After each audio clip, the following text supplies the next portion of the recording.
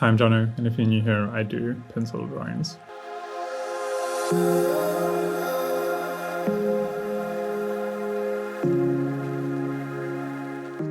A huge thank you to the folks over at Squarespace for helping me sustain this channel and sponsoring this video.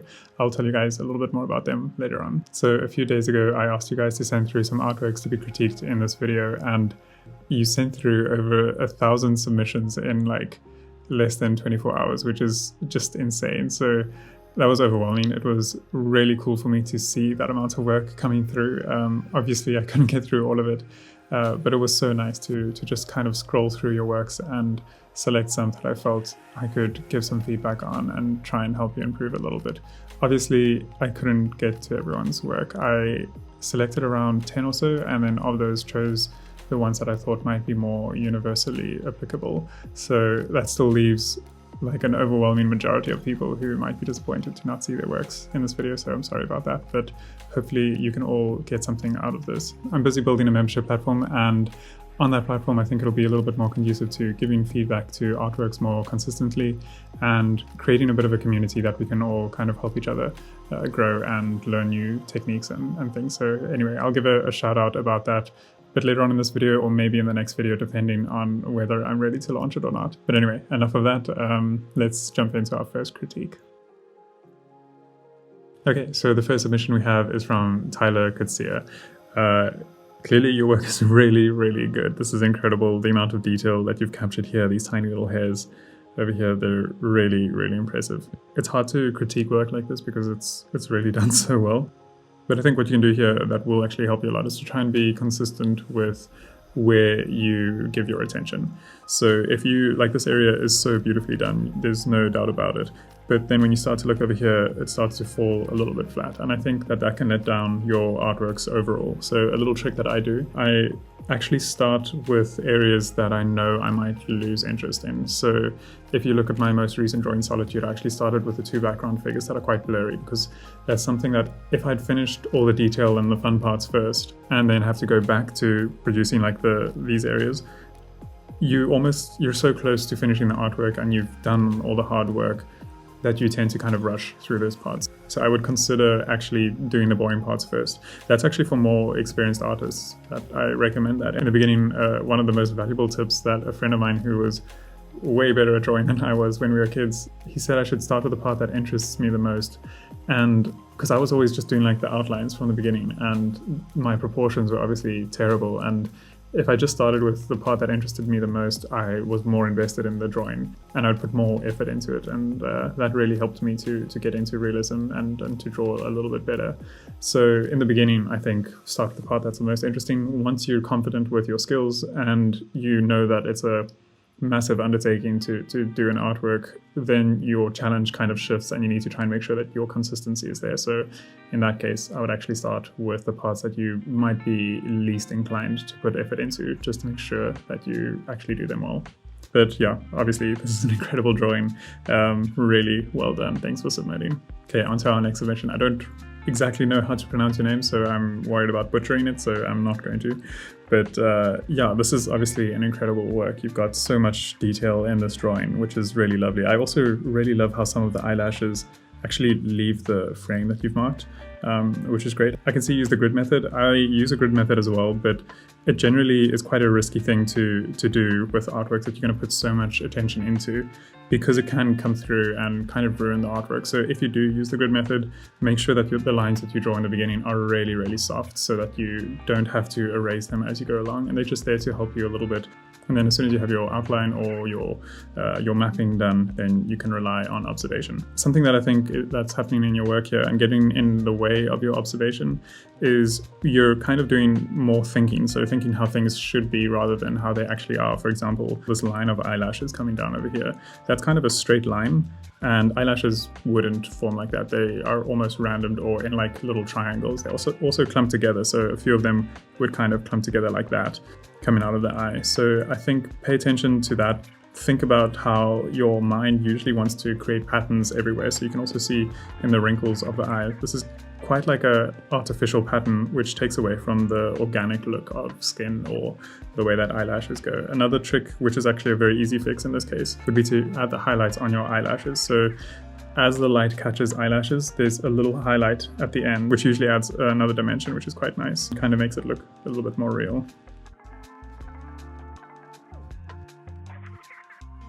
So I think in this drawing you started off with the pupil, or it looks like you started off with the pupil. There's a lot of attention done there. And then you went on to the top eyelid and kind of had that problem with filling in too much of how you thought it should look rather than what it might actually look like, getting those patterns which look less organic. But by the time you got to the bottom of the bottom skin area underneath the eye, that's way more organic, and you can see how random that looks as opposed to what's happening up here. So I feel like you learned something between those 2 points, and if you can apply what you learned here to the skin on the top eyelash, you're going to be creating something a lot better. Again, something I say quite often is paying attention to the overall shadows rather than letting the detail kind of wash flat your artwork. So letting the highlights show a little bit. So obviously this is really rough, but just darkening on the sides, giving the eye a bit of shape here. And you can see this just like kind of makes it pop slightly more. Thank you for submitting. This is a really beautiful drawing. Well done. Our next submission is from Coleman. This is a really interesting piece. So we've got a spotlight here shining into the hourglass and the sands of time crushing a figure inside the hourglass. I love how creatively you're thinking, and your composition is so interesting as well. It's kind of just disruptive and almost makes you feel a bit uncomfortable with how off balance everything is. So I'm not going to say anything about how you're conceptually approaching these works. I think you are on a really good track there, and just keep pushing it and trying to do something interesting. But you can definitely work on your technique. So areas like this, what I imagine that you're trying to get is more of a uniform tone. And you can see your pencil strokes are quite messy. So I generally, unless the mark making is intentional and I want there to be cross-hatching or the marks to be a feature or a character in the artworks that don't detract, I feel like in this case they're detracting. Like I can see the overall message, but it's almost obscured by the messiness. So I would use cotton wool quite a lot here to try and soften the pencil strokes, use a stencil to try and to prevent the cotton wool from going over your detailed areas so your background really pops. Pay a lot of attention to that process. Work really carefully and try and make sure the background is really beautifully done, because that'll bring out your subject in such a massive way. You can see also the bottom parts of the tripod of the light is kind of getting washed out into the background. So I'd really love to see you have that separation a little bit stronger between your background and your foreground. But otherwise, really beautiful work. You could also consider having more, if you look at the figure here, whoops, the contrast on the figure is hardly there, and I think if you brought contrast in there, that would pop slightly more. That's one of the interesting elements of your work, and your eye doesn't go there at all. Your eye is always drawn towards these like high contrast areas and then the detail and stuff there. So to try and bring it more into that part there, I think adding contrast to that figure, trying to bring your eye into that area of the work will help your works be a little bit stronger. Otherwise, really beautiful work. Thanks for submitting. Our next submission is from Jesse Joshua. I particularly like seeing this here, the softened the softened iris against the whites of the eye. It just helps drawings look a whole lot more realistic, and it makes me happy when I see artists pick that up and mimic that. I think you could benefit a little bit from capturing the moisture in the bottom eyelid here. I'm just going to zoom in here and show you what I mean. If you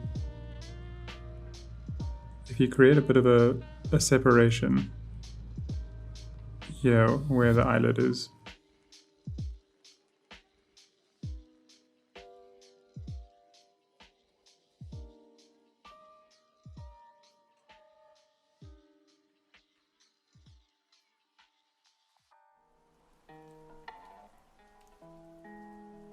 Okay, I'm just kind of getting carried away here with texture, but the point was just to try and, there's an opportunity there to capture some detail in the bottom eyelid there, capture some moisture. It always is a nice spot, or I enjoy drawing it because there's kind of a nice excuse to create an illusion with your pencil work.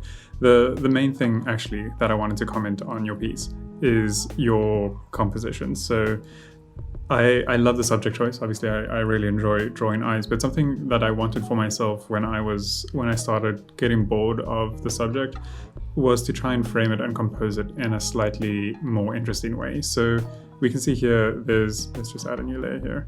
There's a lot of dead space, particularly over here and down here. And I feel like Dead space is really helpful in a lot of artworks and a lot of compositions, but in this case, it's not really adding to your drawing. So I would have liked to have seen something a little bit more creative in the way that you framing your work. It's also, I'm assuming this is a reference image from online. I don't know if maybe you took it yourself, which would be fantastic.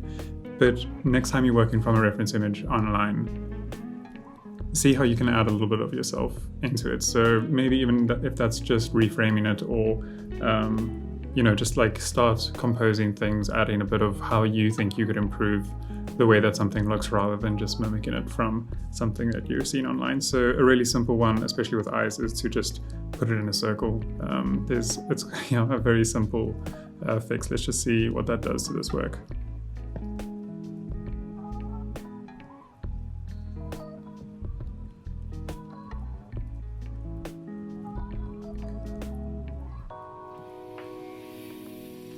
I mean, it's very rough, but I think it just adds a little something. It helps you contain your subject. It's not the go-to or the only thing to do, but it's a really easy way to compose something quite nicely.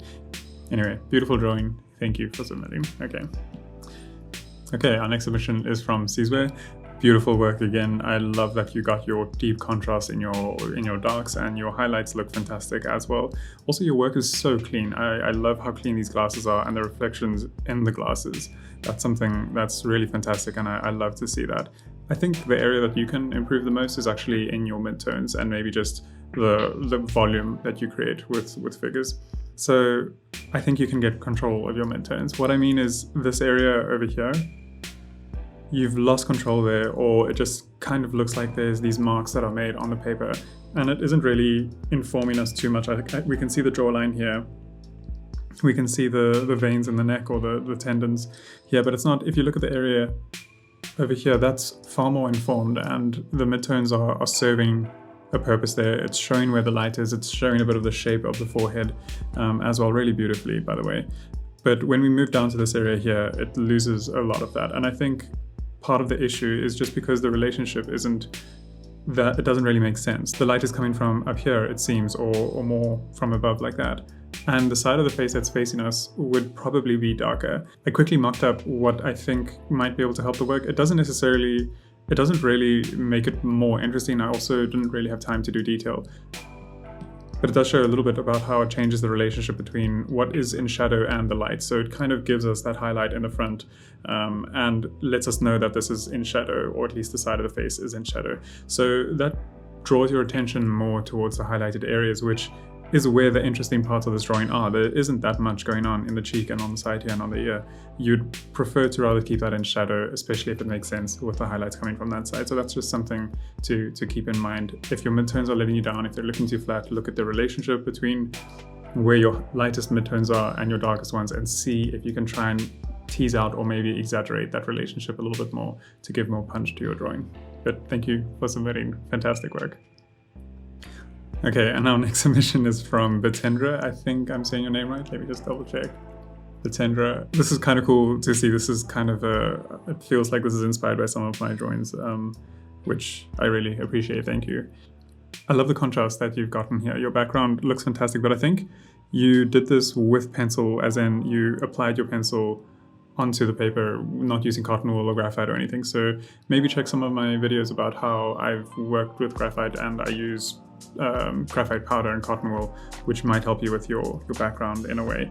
It'll also help to use the stencil that I designed. I think I'll add the design in on my membership platform in like a few days time, so you can use that as well, just to help you create the background without ruining your subject.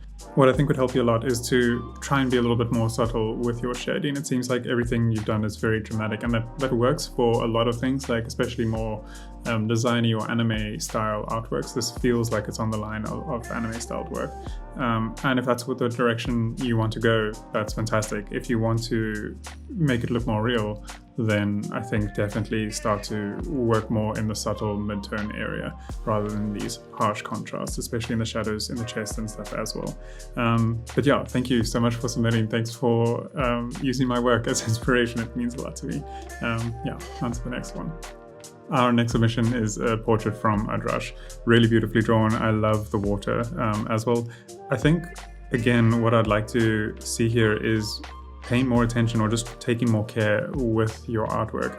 I can see that the water you did with maybe Tipex or some kind of gel pen or something. Graphite is such a sensitive medium, and we must be really careful when we use other mediums with it, because most of the mediums are too harsh and they kind of break the tone or the gentleness of graphite, and it can be kind of distracting to see.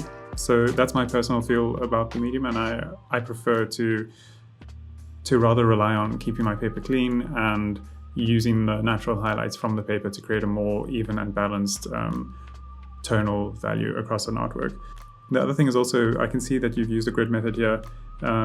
When you do grid, press really, really softly so that you can erase the grid, or that the grid naturally goes away as you draw over it. It looks like you pressed so hard here that when you drew over it, you actually embossed the paper. And when you went over it, then those embossed marks kind of stand out. The same technique as how I draw hair quite often. So yeah, I think the main takeaways for you would be focus on keeping your paper clean rather than working with another medium to try and create those highlights.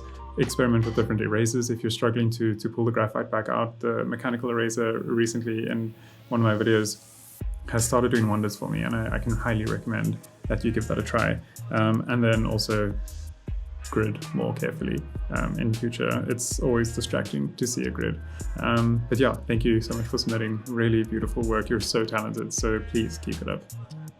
Before I end this video, I just want to give a huge thank you and a shout out to this video sponsor, Squarespace. They've sponsored almost all of my videos this year, which has been absolutely incredible. They've really helped me to sustain this channel and to help grow this community. But not only that, I really think that they're a company that can help artists or any creatives growing their career. If you're just starting out, it's so important to have an online portfolio to help clients find you and to create a platform to make it easy for clients to get in touch with you. And for me, I felt that Squarespace did that effortlessly. I never had to patch or upgrade anything. I could register a domain with them or set up an online store.